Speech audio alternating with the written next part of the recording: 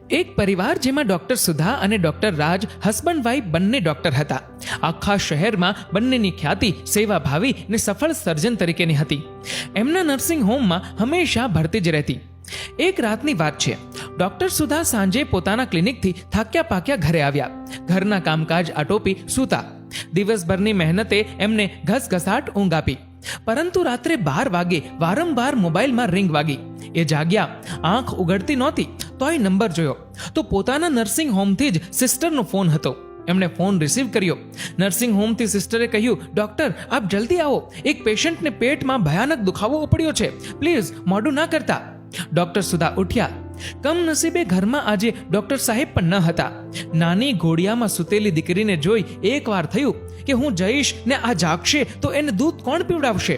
પણ પાછો તુરંત પેલી પીડાતી સ્ત્રીનો વિચાર આવ્યો ને ડોક્ટરે તુરંત હાથ ધોયા ને એક બોટલ દૂધ ભરીને ઘોડિયામાં મૂકી દીધી.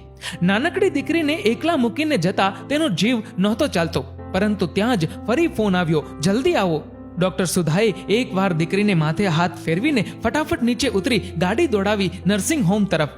નર્સિંગ હોમમાં આવીને જોયું તો પેલી સ્ત્રી જીવન મરણ વચ્ચે ઝોલા ખાઈ રહી છે. બીજી જ મિનિટે ડોક્ટર સુધાનો જાદુઈ હાથ કામે લાગી ગયો ને 3 કલાકના સફળ ઓપરેશન બાદ બાઈને મૃત્યુના મુખમાંથી બચાવી લીધી.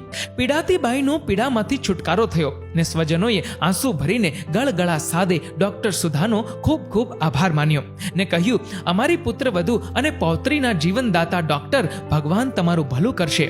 ડોક્ટરે સ્મિત આપી, થેન્ક યુ કહીને જરૂરી સૂચના આપી. ગાડી ફૂલ સ્પીડમાં દોડાવી. જોકે ગાડી કરતા પહેલા એમનું દિલ દીકરી પાસે ક્યારનું પહોંચી ગયું હશે. ડોક્ટર સુધા પોતાના બંગલે આવી સીધી જ દોડી ગઈ ઘોડિયા પાસે. ઘોડિયામાં બાળકી નિરાંતે સૂતી હતી. ડોક્ટર સુધાનો જીવ હેઠો બેઠો. પરંતુ ત્યાં જ જોયું તો બાજુમાં ખુલ્લી બેગ પડી હતી. કપડાં વેરાયેલા હતા, તિજોરી તૂટેલી હતી, એક પોટલું બાંધેલું પડ્યું હતું. ડોક્ટરે તુરંત પોટલું ખોલ્યું તો એ દાગીનાની પોટલી હતી. ડોક્ટર સુધા હેપતાઈ ગયા. ગભરાતા પગે એ સૂતેલી દીકરી પાસે દોડ્યા. એને હેમખેમ જોઈ જીવમાં જીવ આવ્યો. ત્યાં જ ડોક્ટરની નજર દૂધની બોટલ પર પડી. દૂધ ઘણું બધું ખાલી થઈ ગયેલું હતું. ડોક્ટરને થયું, આ બધું શું? ચોર ચોરી કરવા આવ્યો? કશું જ લીધા વગર ચાલ્યો ગયો?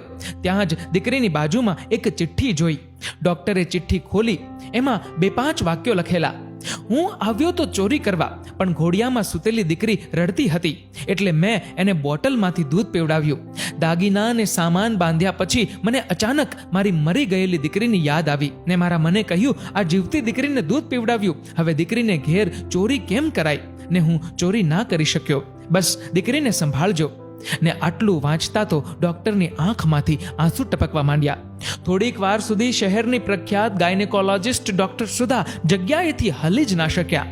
એમણે ભીની આંખે 2 હાથે ઘોડિયા પાસે જઈ દીકરીને ઉચકી લીધી ને બોલ્યા, પ્રભુ, કોકની દીકરીને મેં અડધી રાતે બચાવી તો તમે ચડતી સવારે મારી દીકરીને બચાવી લીધી. પ્રભુ, મને માફ કરજે. એકવાર તો મારા મનમાં થયું, ભલું કરવા અડધી રાતે ઊંઘ છોડી દોડીને ઓપરેશન કર્યું ને મા દીકરીને બચાવ્યા ને એ જ સમયે મારા ઘરમાં ચોરી, ડકેતી, લૂંટ.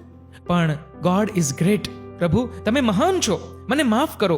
મેં તો કોઈ દીકરીને બચાવી. પ્રભુ, તમે તો મારું ધન ને દીકરીનું જીવન રે મારું આખું ઘર બચાવ્યું. પ્રભુ, તમે વ્યાજ સાથે બદલો આપો છો.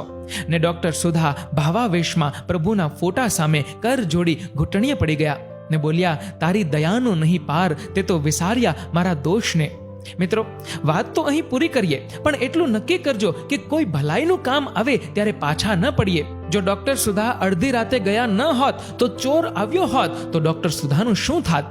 ડોક્ટર સુધા સેફ રહ્યા એક ભલાઈના પ્રતાપે. યાદ રહે, ભલું કરનારનું ભલું થાય જ.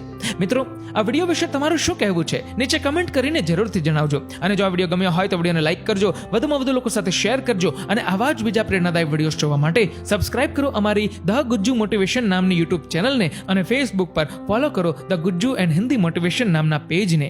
ધન્યવાદ.